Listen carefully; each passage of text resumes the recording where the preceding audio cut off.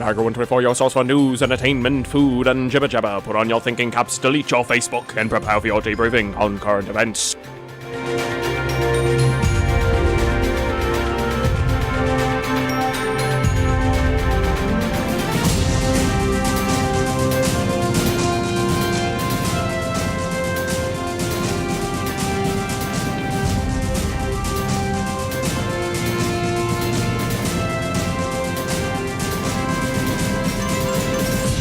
This week on Niagara 124, it wasn't me. Sure, buddy. What never? No, we actually have a lot of news to talk about. Very important newsy news to talk about here on 124.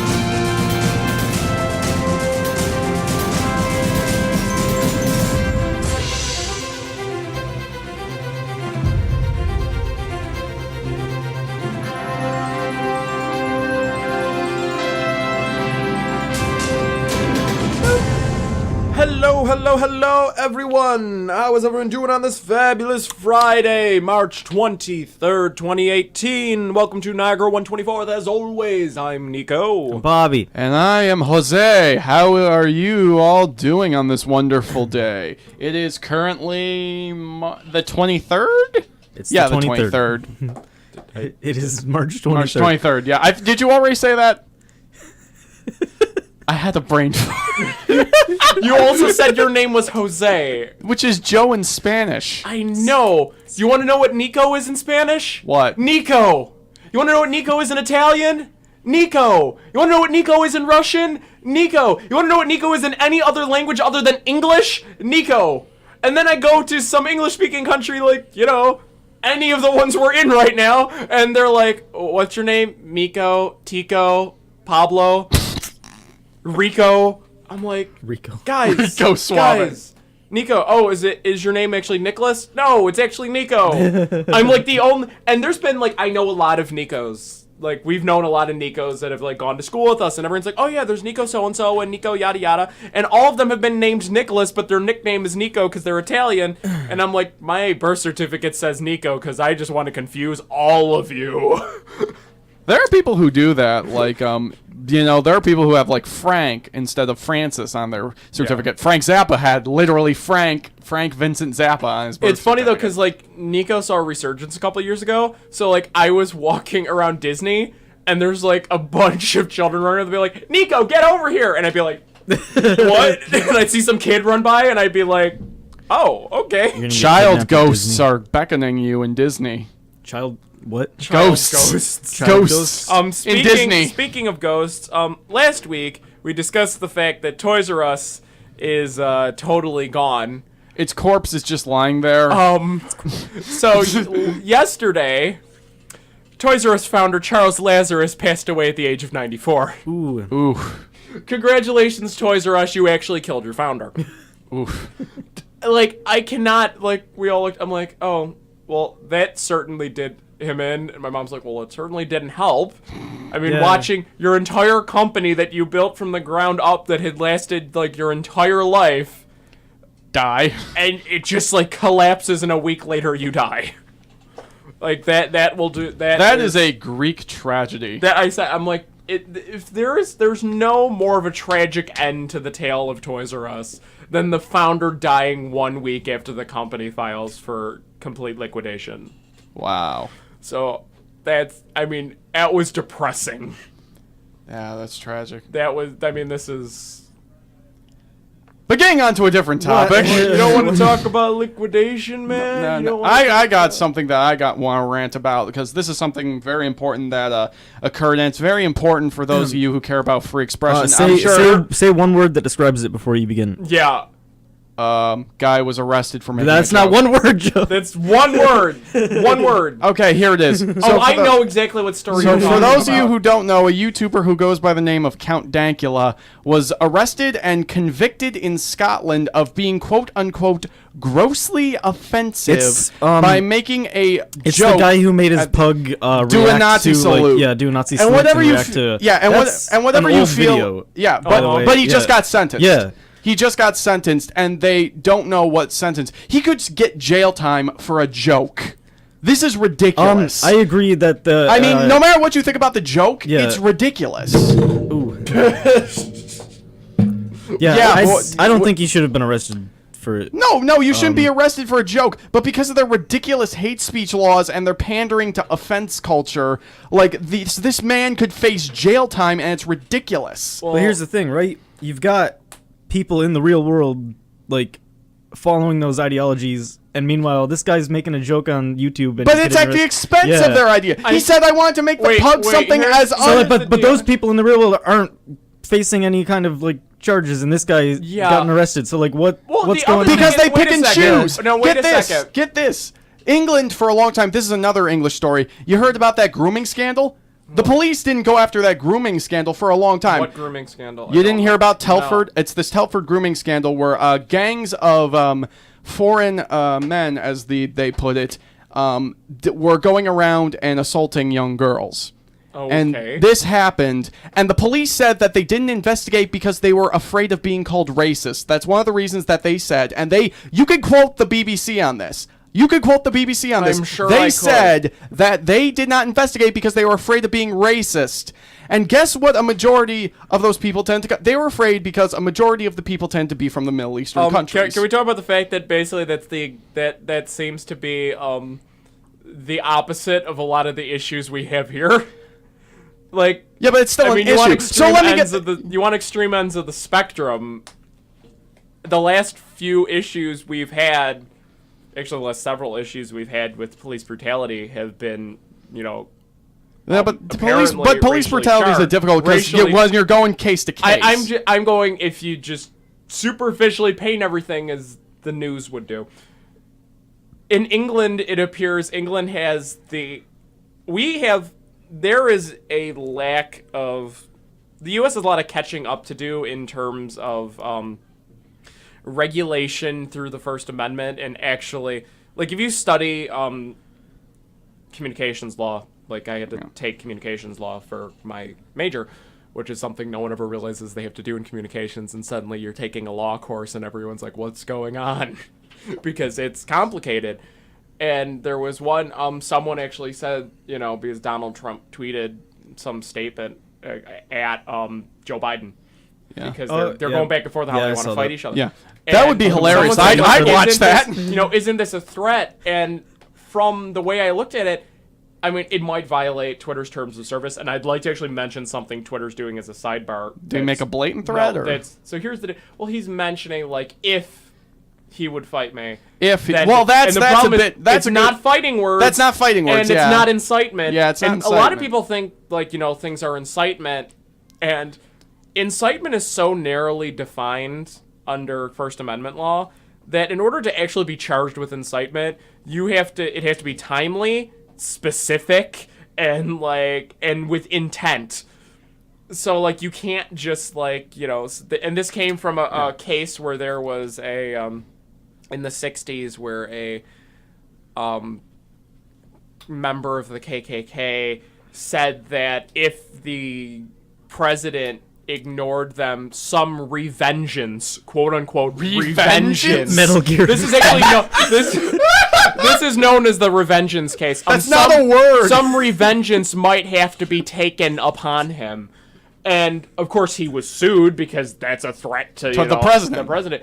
But it wasn't because it wasn't timely, it wasn't explicit, it And wasn't they most likely weren't it wasn't gonna- explicit enough, and there was no intent. but there was no belief that this would immediately lead to incitement of a thing. Yeah. Now, if you can get someone for incitement if they say, like, in a lot of riots where people are like, let's burn down that car. Let's burn this city down right now. Yeah. And then immediately people start burning the city down. Yeah. That's incitement because you full well knew that you were inciting people to react, and you did it timely and said, let's do this right now, and did it. And therefore it's incite. So, like, a lot of times, unfortunately, you can get away with saying a lot of either depending on which side of the coin you are on, and which side of this debate you're on, you can get away with saying a lot of things in the United States. But I'd argue But I'd argue that that's beneficial in our part. I think we have the most liberal free speech laws, and I think that's to our benefit because while you may disagree with a lot of people's points, it's very important that people, even with these very controversial points, are able to voice their opinion, so long as they're not like inciting, as you previously mentioned. And that's one of the interesting things is that, and once again, when these were written, this was still in the era of, free speech pretty much consisted of talking or print. Yeah. These were written in, this was the First Amendment. Yeah. There was no taking into account something like, our modern social media. What's an internet?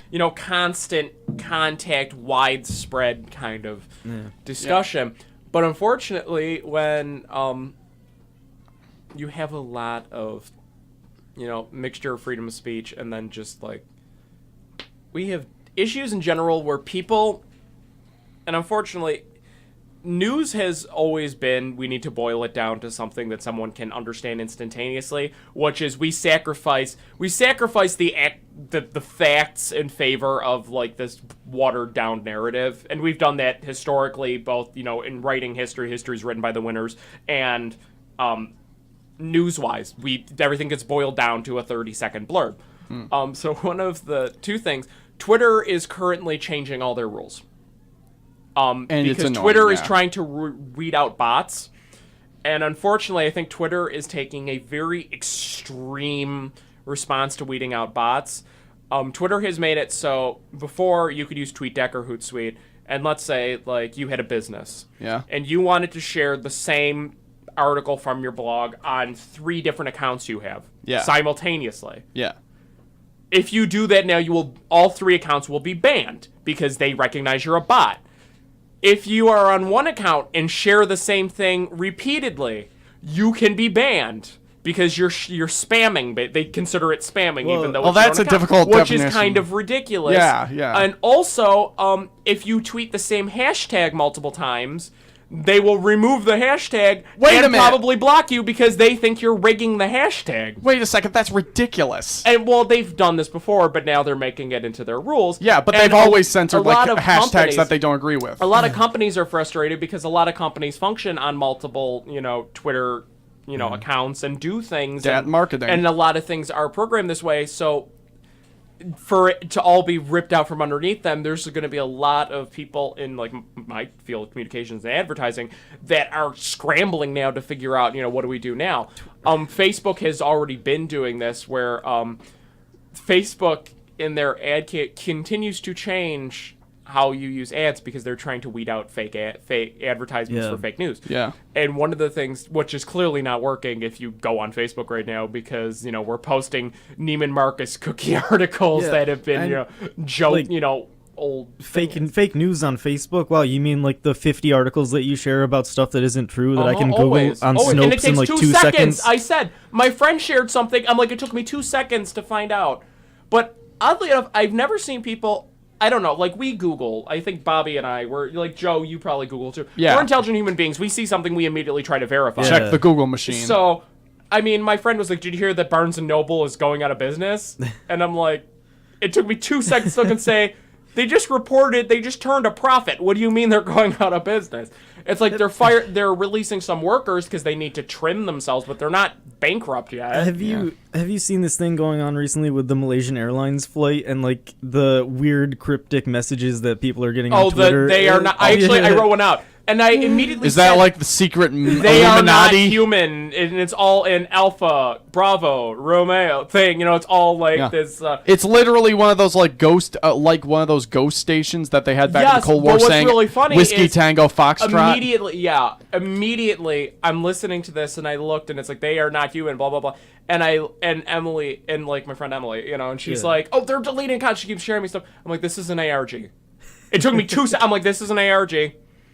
And she's like, "What's an ARG?" I'm like, "An alternate reality game. They're very popular." Ooh. I'm like, within circles, ARGs are very popular. Go to their subreddit. technically, the entire Slenderman subculture was kind of a proto ARG. Yeah. Or the contain protect one. Yeah, they're all ARGs. And people don't realize that, and they're like, "Oh no, it's real," because I don't know, people are just dumb. There's But, really a machine that will give you Jesus' speaking blood. of the Facebook lands.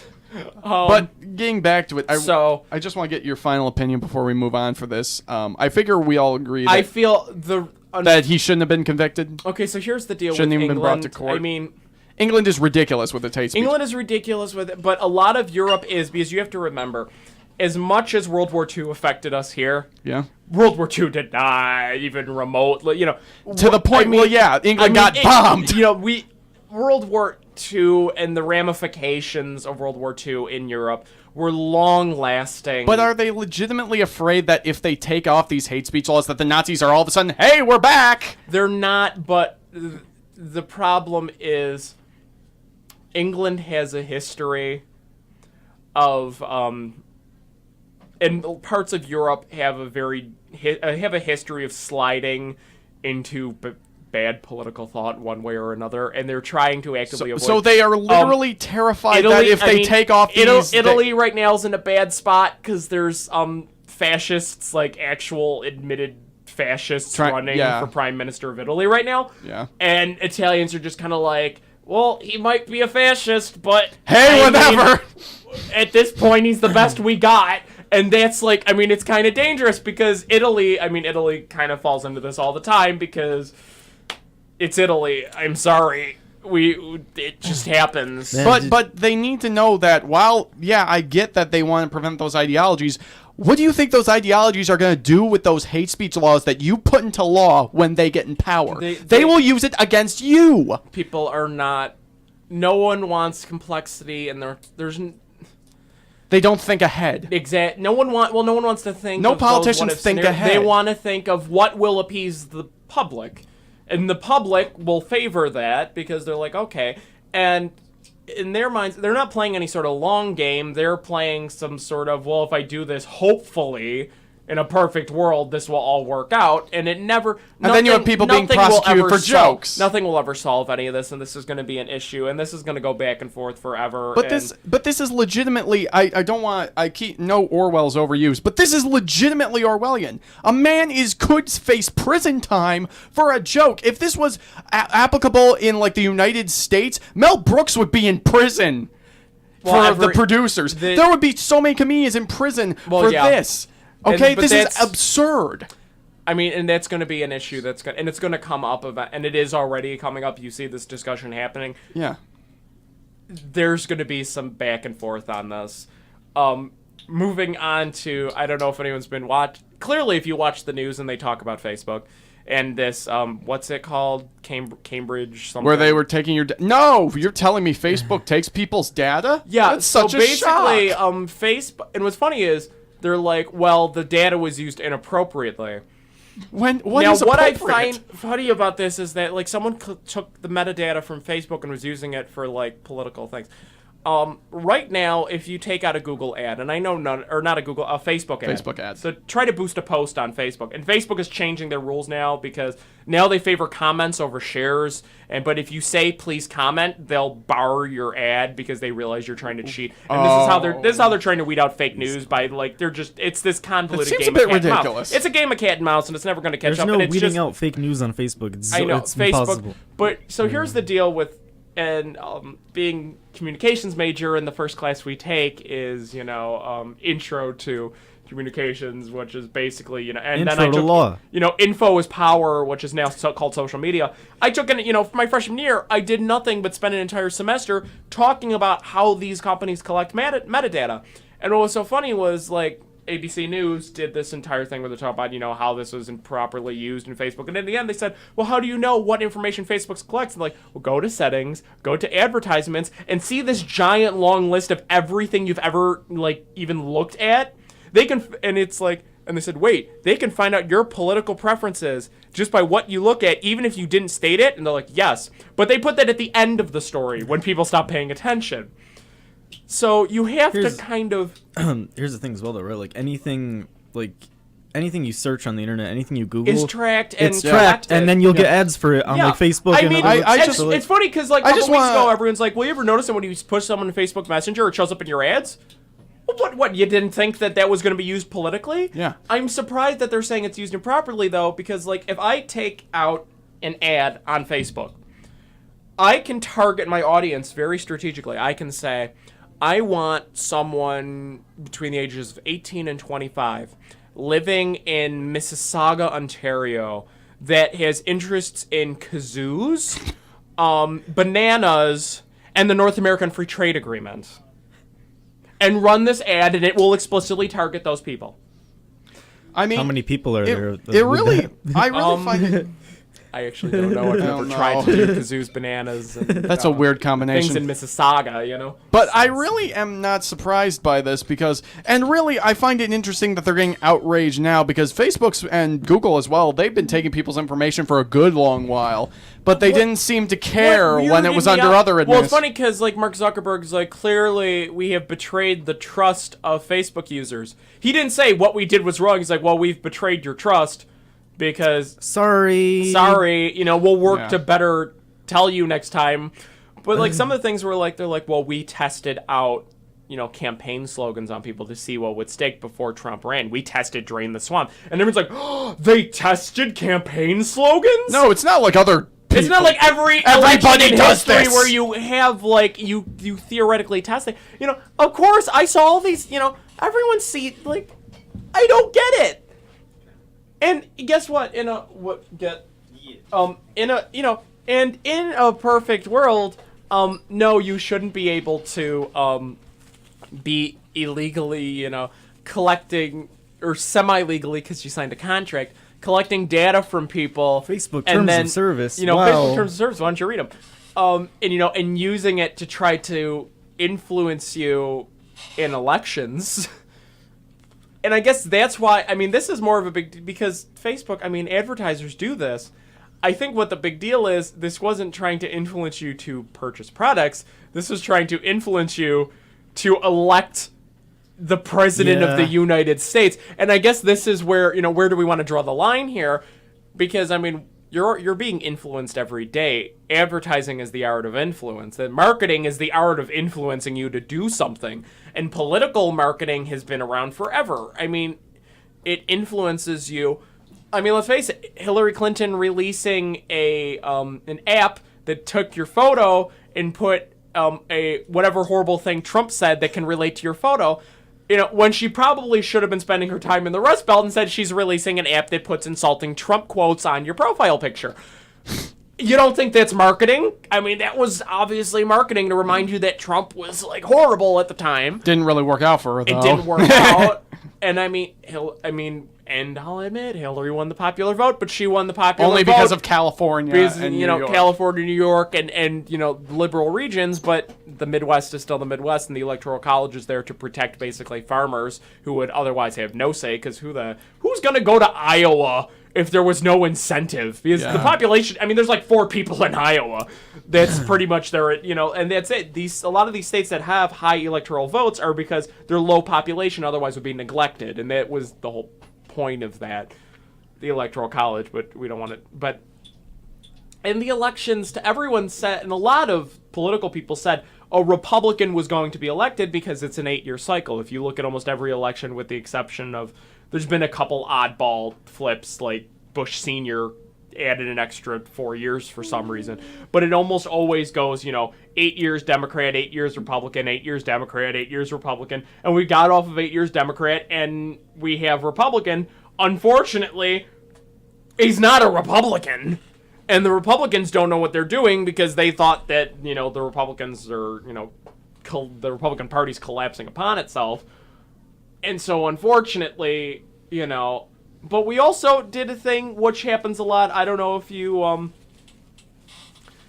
there's a story about FDR and Hoover, basically, and a lot of people say, you know, because FDR won by, ridiculous amounts. Oh, he killed Hoover. He obliterated it, and people hated Hoover because they said, we don't need some horrible businessman that sank the economy. We need a politician that, cares. Yeah. And what's funny about that is someone suggested, they said, if FDR was in when the Depression hit, people would have been saying, we don't need some politician that doesn't get the economy. We need a businessman who understands business.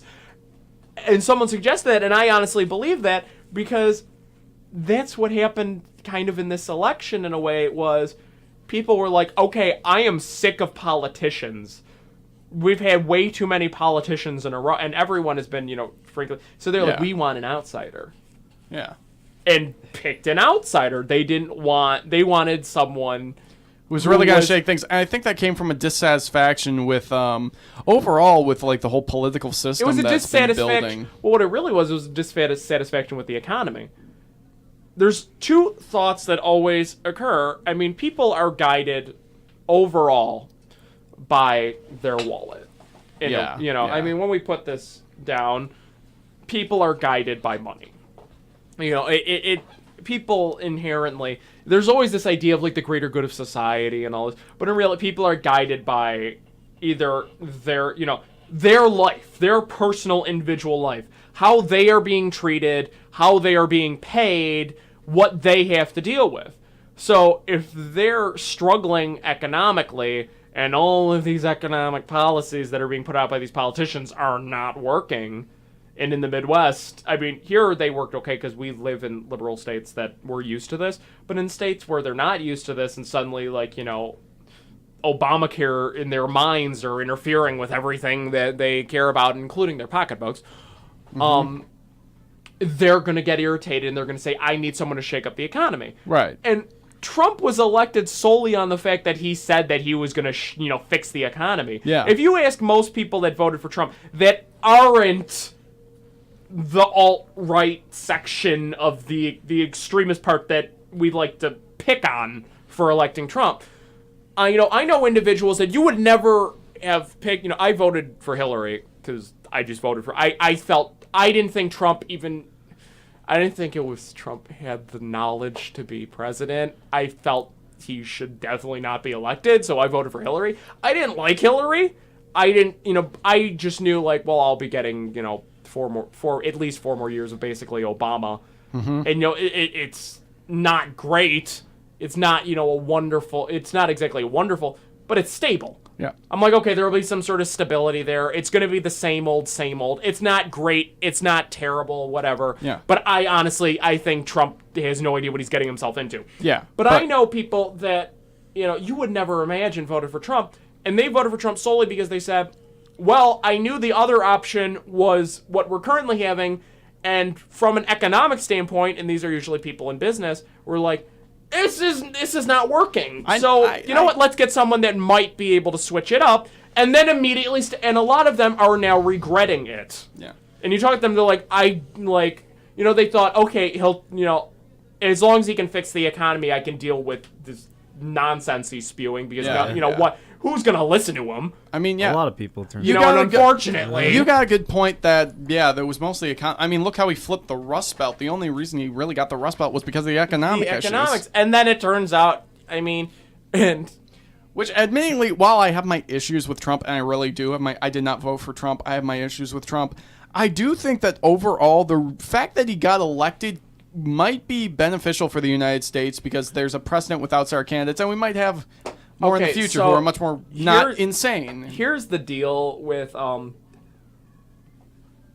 lot of people thought maybe Trump can fix the economy, and he's taken steps that he thinks will fix it, and there's steps that are very Rust Belt oriented, like these steel and aluminum tariffs. Yeah. Unfortunately, now China's responded by putting a tariff on, I believe, pork. And I put money on the fact that tariff was going to blow in his face. Basically what's happening is all these other countries are going to just respond in kind because the U.S. does, as much as the U.S. imports things, the U.S. exports a ton of things. We really do. Yeah. We export as much as we import a lot of food, we export a lot of food. Oh yeah. You know, I think we are they said, heavy suppliers of. I think they said China's our biggest like soybean buyer and a lot of other products. We produce a lot of food items. So if those get tariffed, farmers are going to get hurt by this. But on the other hand, farmers are already getting hurt because I don't know if you've been paying attention to the dairy market right now. Milk has become so cheap due to like there's just too many dairy farmers, I suppose, or there's just and the government is specifically trying to keep meat prices are skyrocketing and dairy prices are collapsing. A lot of dairy farmers are on the brink of bankruptcy, and there are issues. I mean, I mean, I live in the city. We don't think of farmers, but I mean, farmers every day because of the fact that there's not really, you know, if the government's not subsidizing, and the government does subsidize, but even that doesn't really work. And, you know, right now, dairy farmers, there's issues with, there's a very high suicide rate in farmers. Yeah. Right. Yeah. You know, right now, it's high, like, I think the highest, very high. I think the highest suicide rate in the United States of America is in like farm country. I like, think there was, Iowa. I've seen some statistics. basically, yeah, like, Nebraska actually. basically, but like farmers in general, you know, there is a high suicide rate.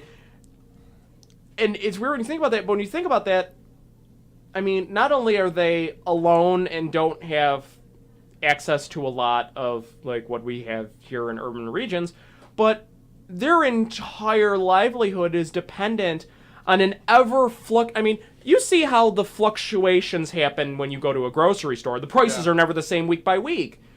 I mean, could you imagine living where one day they're like, well, we'll give you, 40 cents for this, and the next week it's 15 cents? You know, could you imagine living like that where you have no idea at any given time what you're going to be making? And then suddenly, like, you invest all your money in this and, like, you know, in dairy farming, and suddenly, you know, milk is so cheap that you literally are on the verge of having to declare personal bankruptcy, and, like, the IRS is coming after you. I cannot relate to this experience. I have no experience with farming. The closest experience I have to farming is Harvest Moon. So there's that. I'm not a farmer. I cannot relate. Wait, Harvest Moon is in the game? Yes. Or, oh. Of course, because he's Bobby. I have a respect for farmers. I have a respect for blue collar in general because It's difficult work. And it's very hard. It's the backbone of America, and people don't recognize that. Yeah. Although there's a ton of articles coming out now that's saying, like, you know, there is a shortage of trade jobs. that's the big thing. There's yeah. not a shortage of jobs. There's a shortage of workers because everyone's going to get a bachelor's degree, and then no one's taking up trade jobs. Go to college. Get education. Don't work. Yeah, go to college. Don't work. Go to college, get an education, and then come to Niagara University's Career Expo. And then can't find a job. You want to sign up to sell cars? You want to work part-time front desk at a hotel? Like, No. Perry's ice cream, though. There's ice cream, though. Woo. There's ice cream made using liquid nitrogen. Do I get to sample it or? Well, no? you could. Well, you could have It was yesterday. yesterday, but you weren't wearing a suit, so you couldn't get in. Hey, people were in there and they weren't dressed up. They went in for the ice cream. Gosh. Ah. But I mean, that's like, there's going to be this point.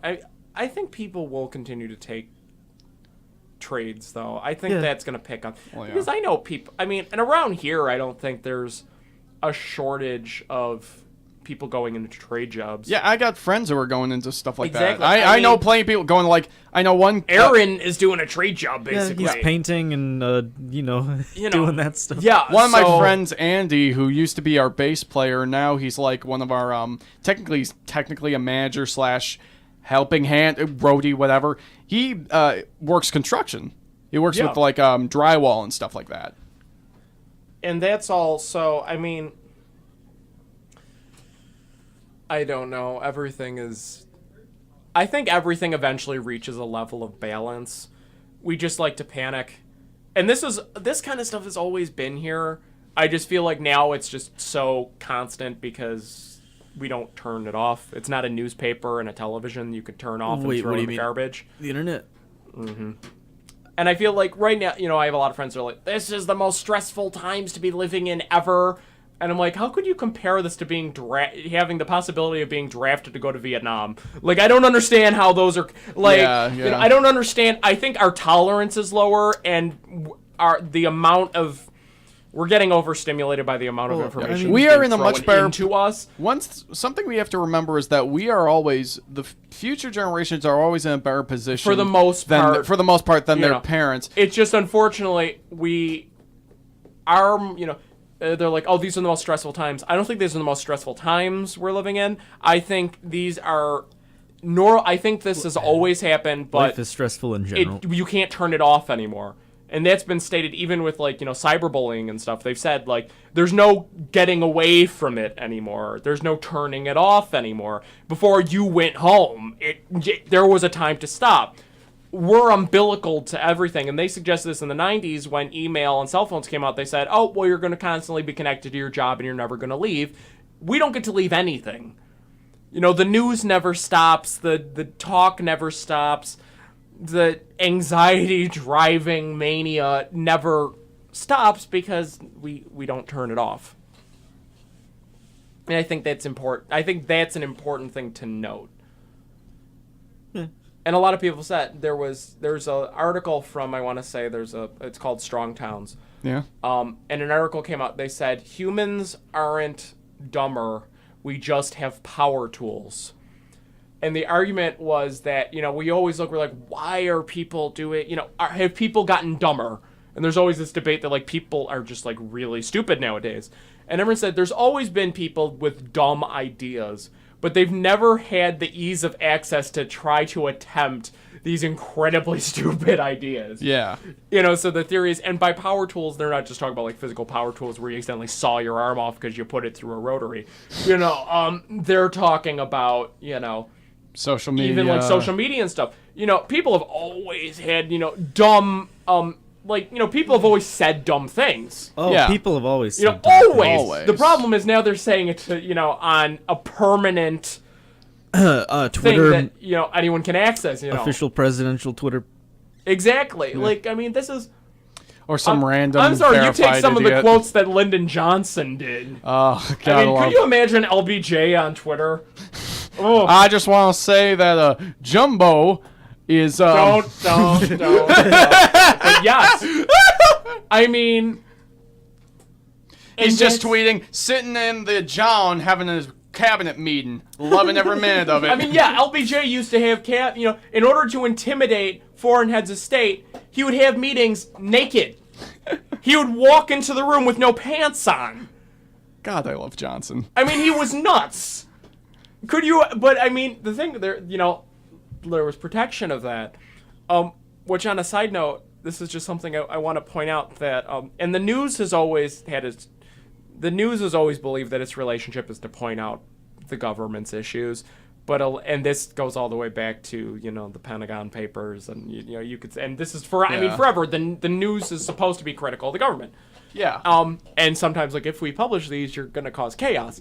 But if you notice, there's a narrative going on in the news right now that, you know, when, like the thing where they said there was the note for Trump in all caps, do not congratulate Putin on the election. And everyone's like laughing at this, and they said, but there's a rule, and someone said, these notes only go to 3 people. You know, these notes only go to, like, you know, the head of the staff, the president, and, like, one other person, you know, as a backup for these. You know, these notes aren't supposed to be, like, handed around. Yeah. And so people are talking about, you know, as much as this is, you know, just a convoluted mess of a government, the amount of leaks coming out of the White House right now, as much as we're like, oh yeah, that's good, could you imagine if something of, you know, national security got leaked? Oh yeah. Like, you know, one of the issues with, you know, at the time, this is where the Pentagon Papers went to the Supreme Court, was troop movements are not, anything related to troop movements are not protected under the First Amendment. Yeah. The Pentagon Papers, however, were discussing things that had happened previously, and therefore it was irrelevant because the war in Vietnam had basically ended. In the past, so it would happen in the past, so it was legal to do it. But so there was clauses and they're protected. But a lot of times, you know, things will get released and they say, I mean, you're basic, you know, some things that the news talks about is almost a breach of security. And, you know, one of the worst things that happens is with the media, and this has always been a thing, is when the news picks up some story about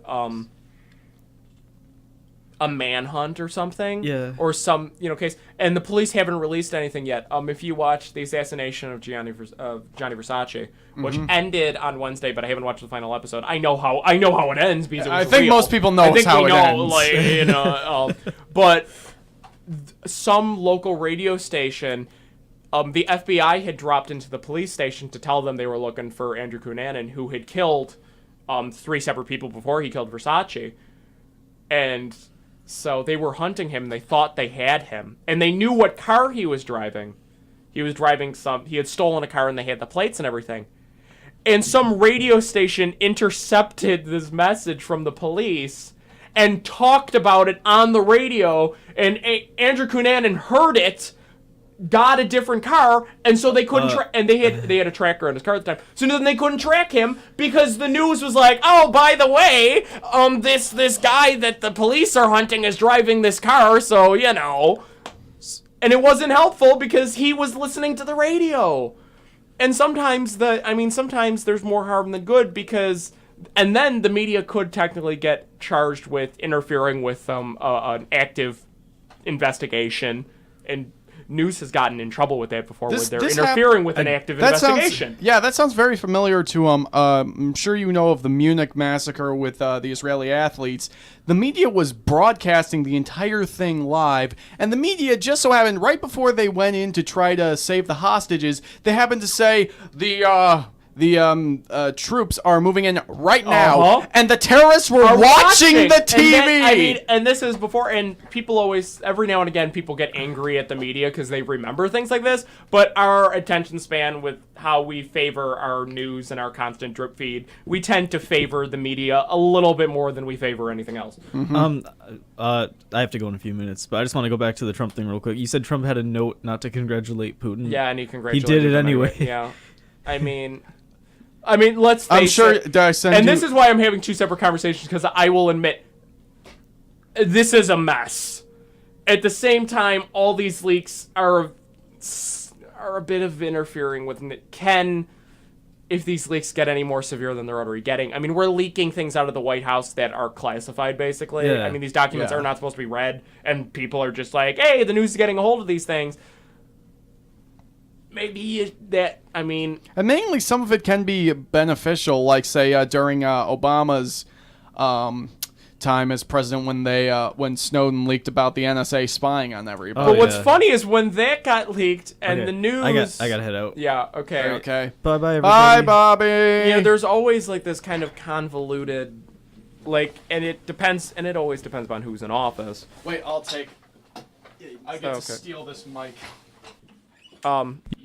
Yes, I get the good mic. It does. It depends upon who's in office, and it depends upon who's running the news at the time. Exactly, because the media is obviously places like CNN, MSNBC. They're clearly biased, and Fox News is biased the other biased way. against Republicans. They're biased either way, and all news is biased one way or another. I mean, it is humans that are most likely involved in politics that are one way or another. But there's been a lot of times with news, and this is always, and it's personal choice. Some people favor releasing more information because the public has a right to know, and there's other people that say there are some things that are in the best interest that the public just doesn't know. It really depends on the sometimes it just depends upon who you ask. Yeah, well, I'm a person that, even though I'm a communications major and understand this, I'm a person who does believe that there's some things the public just shouldn't know about. Well, I think that it depends on what it is. Say if, you're hiding the fact of something that, if it's released to the public, it'll make the situation way worse, and, everything, it's completely ruined. Say, for example, I don't know, I'm just using this as a hypothetical, don't take me as literal, but if, say, aliens existed, and we're having secret negotiations, if they told the public, they'd lose their minds. I mean, yeah, so some of the things, mine's a little bit more, I tend to favor as much, and I like freedom of speech, and I enjoy, freedom. I'm kind of I enjoy, I'm happy that we have a free press, because that is important to a stable democracy. Yeah. But there are some times where I would favor if when they're collecting this information, and there's been times 60 Minutes has openly admitted sometimes where 60 Minutes has completely gotten a story wrong. Yeah. And unfortunately, as much as you'll say, we corrected the story later on, people never remember the correction. No. There's the story of Wasn't it Benghazi that they got wrong? 60 Minutes. well, everyone got Benghazi. Everybody wrong. got Benghazi wrong. That was, but that was because, and this comes and this is very much, and news has gotten this way because, news, we favor speed over accuracy sometimes. Yeah. You want to be first because you want the rating and the view and you want people to trust you. Yeah. This is why there's certain news stations, cable news is a little bit less accurate in favor of speed. And Yeah. since they're on all the time, they can go and try to correct it later. Yeah. And sometimes they do, sometimes they don't. Evening newses have a little bit more time to get stories, but even they will spin things a certain way. Yeah. And then there's public news, which even though things Frontline and stuff on PBS or NPR. and NPR, where they kind of they're publicly funded and their ulterior motive, they tend to have a little bit of sway one way or another, but they are Yeah. rather elaborate in their discussions, and those are the newses that your average person isn't sitting down to catch, a 30-second clip. They want in depth. Yeah. Admittingly, I do like what was it, Frontline? Yeah. They do good work. They legitimately do. There was, and I remember a few years ago, and they said this was brought up as a difference between Canadian news and American news. Are we talking CBC versus When CBC was covering when the Parliament, or they don't have Parliament, whatever it was. Canadian Parliament? It was No, Canadian you were right. You were Canadian right. Parliament was being an active shooter in Canadian Parliament, Oh yeah, that guy. Yeah, and they explicitly stated we do not know the full situation. We will continue to stay on and update you as we confirm things, but we do not want to speak of unconfirmed things because at this point, in Canada, they're thinking, we do not want to alarm anyone. There's a situation. We don't want to get the story wrong. We're just going to continue to present it as we confirm it. Yeah. And they stayed very composed. Very And even Canadian. if you watch a lot of news on a lot of places is still this old news where it's a slow speaking kind of, there is an issue here. We will continue to keep you updated. It's very calm. very they're collected. Walter Cronkite. Walter Cronkite collected news. know. Where a lot of news in the U.S. now, right down to the music that leads you in is very no. Tonight on the news, an active shooter situation here, and some in the middle of, and then you find out, and then you find out red that meat it's, give you it's cancer? in Syria. Yeah. And then they mention there was a mass bombing in Syria, but they don't mention that it's in Syria because they want you to watch. Yeah. And that always irritates me because I know immediately, well, if it was important, you would have mentioned where it's at. Yeah. You didn't mention where it's at, and you're hoping people don't notice, and then you mention it later in the story, and I'm like, Yeah, I hear you. But I think you see that in not just most news. That's most news. Yeah. And that's because, they have to grip you and they need to hold you in because it's not in their A block, it's in their B block, and they need to keep you so you're watching their news. And I love the media, but sometimes and every now and again you watch the news and at the end of the story someone will mention isn't it weird, why is so much being leaked out of the White House right now? And they'll mention it in passing. They'll be Yeah. it is kind of weird that there is a serious breach of security at the White House, that all of these things are being leaked, but we'll continue to report them. It really does seem. I don't know what could possibly be leading to those leaks. Somebody Somebody clearly inside. Well, this is why, this is why everyone's getting... It's interesting, though, because Trump is firing people and replacing them with people that are qualified for the actual positions. So let's see how long Ben Carson holds out in housing with that $31,000 table that his wife apparently bought. I would like to Who say buys where do you buy a $31,000 dining room table? I would like to know. at the same place. That's a house. That's a house in Niagara Falls. At the same place where I was held up at a Popeye's establishment. What? You don't remember that story he told? He said he was held up in a Popeye's, and he said the man came up behind me and I said, That is the worst. First of all, that is the worst Ben Carson I've heard. So. do you want me to do Droopy the dog? No, I would rather you just tell the story. Okay, yeah. So he came up behind him and he said, I believe you want the person at the register. Oh, I also know wasn't he also the one that's like, I was in a gang fight once and a guy tried to stab me, but it hit my belt buckle and Yeah, wrist. the same guy. Also, the love- pyramids held grain. You know, I appreciate Ben Carson as you know, being ridiculous. well, I appreciate the fact that he's a doctor and a surgeon and has no idea what he's doing here. Yeah. You know, he's not quite sure why he's like Steve Harvey. He's not quite sure why he's here. Why am I here? But there's some like, I mean, I've just become cynical and jaded completely with mainstream media. so here's the deal. Like, I've just become so, like, done. So I was there probably a few years ago. And when you start studying, whenever you first start studying something, you think like, oh yeah, like you get very like into it, and like, although I never was, because I always thought I was studying collection of metadata when Snowden and the NSA thing came out. Yeah. And communications people, because we're news media, we overwhelmingly favor like this thing, and we were overwhelmingly appalled that the NSA was collecting data off of American citizens. And mainly I was annoyed by that. And I brought up a point that said, you're okay with Google doing it, but you're not okay with the government doing it. I would trust the government more than I would trust Google. Really? Well, the government is doing it for purposes of either national security. I mean, even if you... And people are so embedded in their minds like Big Brother's watching you. I am. That Which is- paranoid, yeah. In the United States, because we are far too... I mean, in governments where they're susceptible to that... Like the UK? You know, the United States is far too large and far too convoluted to ever reach that point. We just can't. Yeah. We can't. And even with this, like, they're spying on you all the time. So I said, well, why are you okay with Google doing it? And they're like, well, Google's... I'm not. I'm like, you're okay. I mean, and they were. A lot of these people, came up with one, reason or another why, it was okay that Google, because, you agreed to it or whatever. I'm like, but no one's reading your terms, and you don't realize this. Nobody same does. thing, like, everyone's now like, oh, wait, Facebook's collecting data on you? Yes. Gee, you think? But people, are slightly alarmed by it, but they'll still continue to use Facebook and stuff. But they, were, appalled at the fact that Aghast. government's doing it.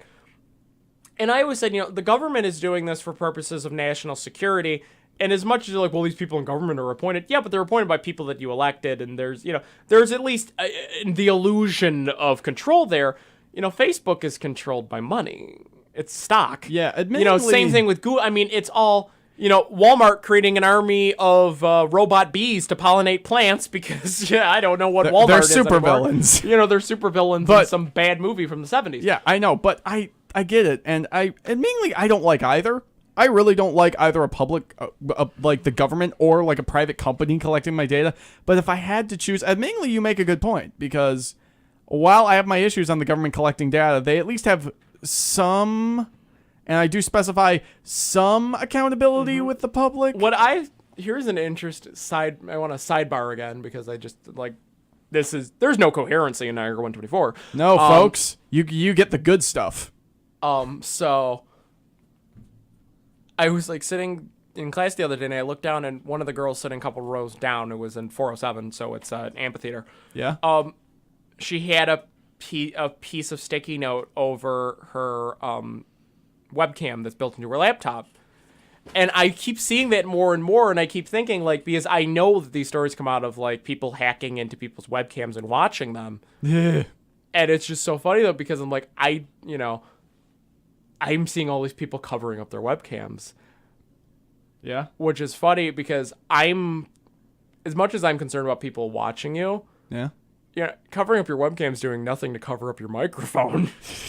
And honestly... people say a lot more incriminating things than visual. Yeah. People don't ever... I mean, I don't know. People are more worried about, oh my gosh, people might see me in, a compromising position.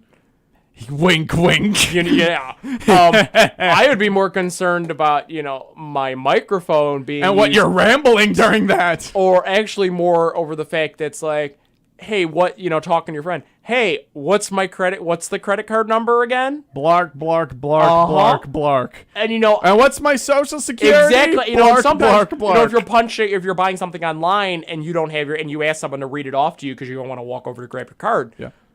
If your Mike's picking that up, Boy. and no one ever thinks of that. We're more concerned over my privacy.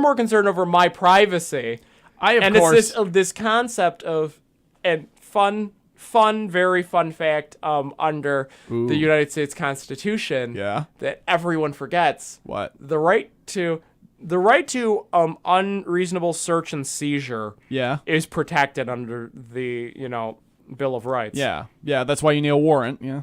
The right to privacy does not exist in the Constitution.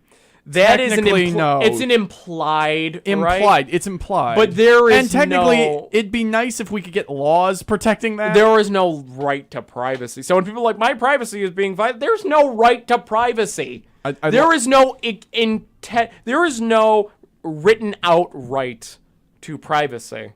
So this is why, technically people are like, well, isn't this illegal that they're collecting metadata off of me and steal? Well, no, you're using their service and everything you type in they can collect. You agreed to terms of service and it's not against the law. Yeah. It's in a gray area, but it's not against the law. Admittingly, I'd really like to see a right to privacy protected or something in legal terms. But I think so far it's just...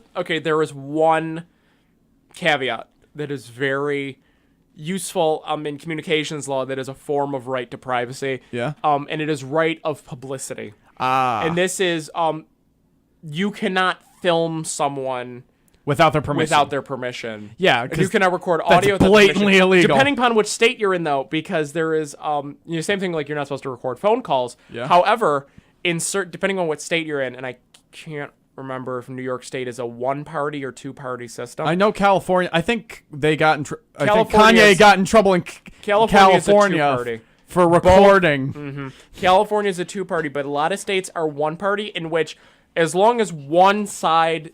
So let's say there's a third person not involved in a conversation, recording a conversation. Yeah. Like let's say a news media guy was sitting next to two senators talking about confidential material and Yeah. recorded that. Yeah. That's illegal. He was not part of the conversation. It doesn't work. However, in a one-party, it's called one-party right. If one member of the conversation approves of the recording, it can be recorded. However, California is a two-party in which both are an all-party. Everyone has to be aware of the fact that it's being recorded. recording. I think New York, don't quote me on this. Do not take my legal advice because I'm better safe than sorry. Never record Check people your without their laws permission. before you record your friends. But you could theoretically, if it's a one-party state, you could record your friends and not get in trouble because it was you because you're part of the conversation. Yeah. You could record it. What's but there that is about the plan? right to publicity, which is why newspapers always ask people for releases for their photos. Yeah. So this was the there's a lot of cases on this, like the Shirley Temple case where Shirley Temple sued some company because her likeness it was a compilation album and her likeness was used without her permission, and there's right to publicity rules and stuff. So one of the things that was very important, like when I was doing video work, I had to explicitly ask for permission from the individual. And if the individual is under the age of 18, you need to ask the legal guardian of that individual. Yeah, that's why I was doing work but because I knew this helped me.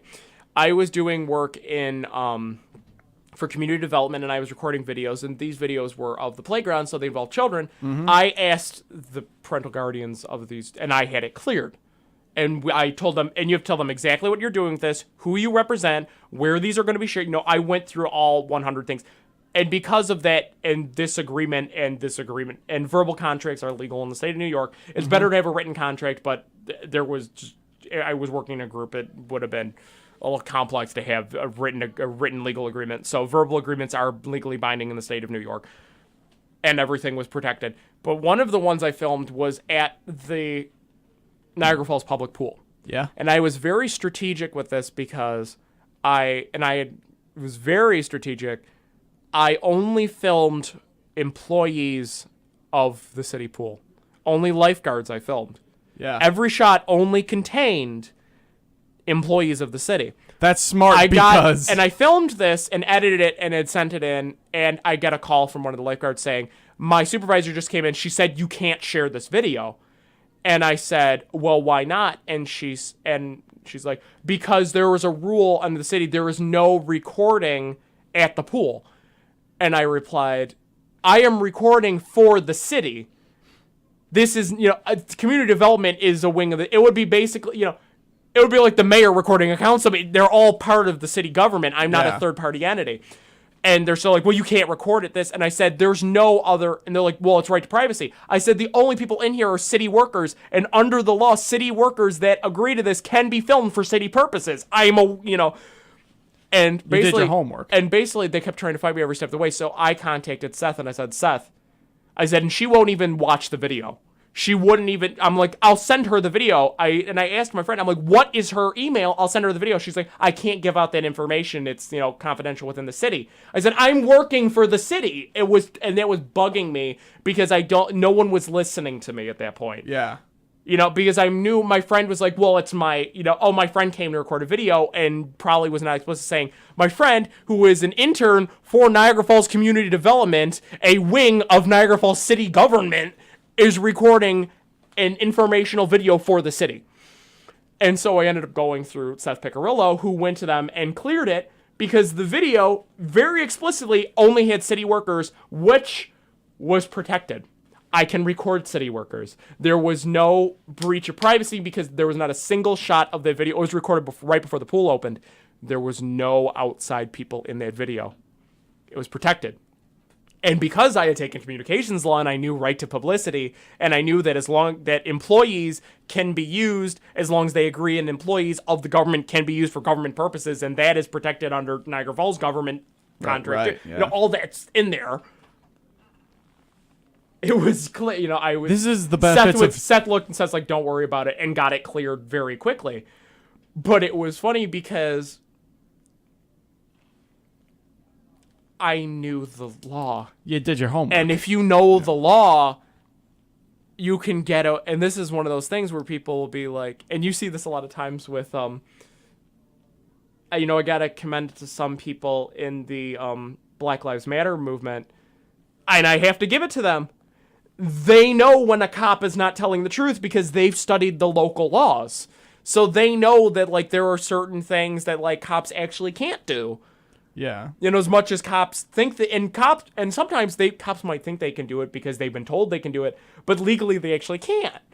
And sometimes, and I will give them credit to that because if you actually study the law, yeah. And, and I ran into a similar issue, like I said, with this, and it's a similar issue when you're running into someone that's saying you can't do that, and you're like, well, actually I can because if you look at this, and this, and they're like, well, no, you can't because of this. And I say, yeah, but this actually overrides this, and this is an exception to that, and if you would pay it, and because of the fact that this is connected to, and you can, I'm painting, basically, I'm trying to paint a Monet to someone drawing a stick figure, that's because there's complexity in the law and there's exceptions and things, and people that just can't even process that because they were told one singular thing and they don't want to breach from that, and understandably so, they're worried about their job because they think well, what if this guy's wrong?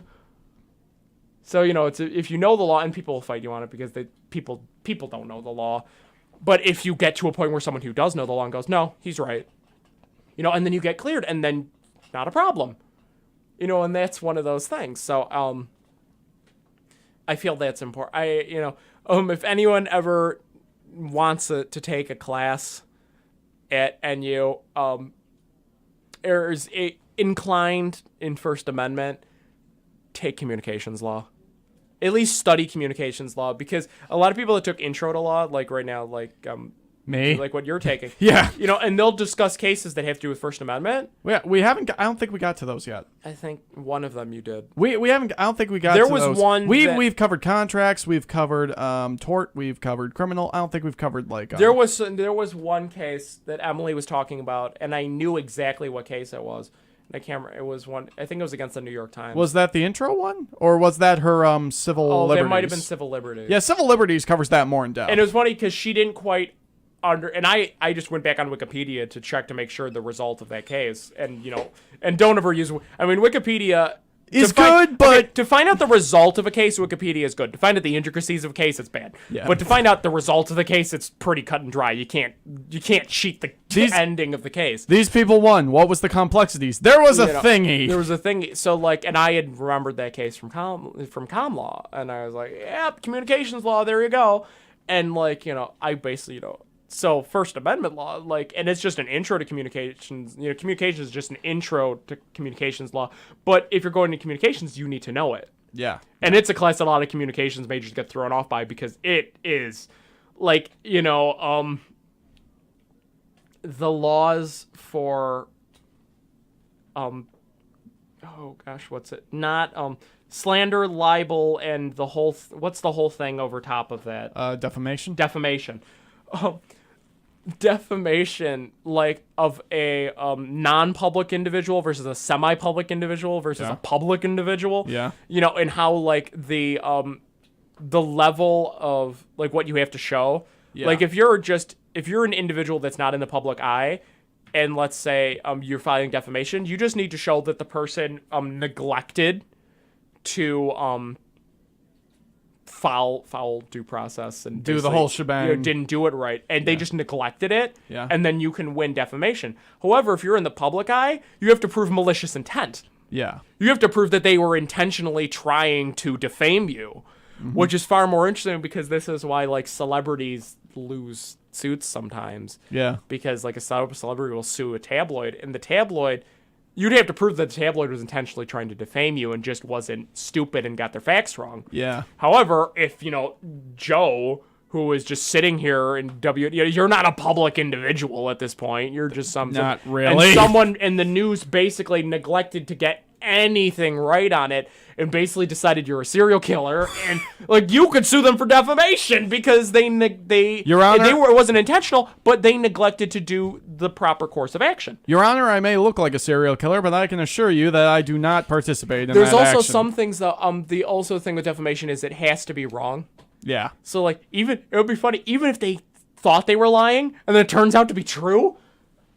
Like you were like, oh dang, like, and sometimes they like, oh, I can't believe I got it right, and then you can't sue for defamation because they're like, oh, it was true. However, there's also one, and sometimes I think Kanye West filed in this one time. It's called false light, and false light is it was true, but the way you painted it made it untrue. So part of it was accurate, but you twisted it in a way that made it inaccurate. And you could sue for false light, which is you really have to, that's a very convoluted means of suing. But it's possible. Wow. So this has been your class Law on communications session, law. folks. We've gone a bit over time. Uh-huh. And I gotta go to a haircut eventually. We won't be here next week because next week is our Easter break. Yeah. So tune in 2 weeks. You all enjoy your chocolates and such, or whatever you do. Enjoy your chocolate and your other chocolate. And your more chocolate. So for Niagara 124, I am Nico. I am Joe. We'll see you the week after next week. Bye-bye, folks. Chocolate! Goodbye.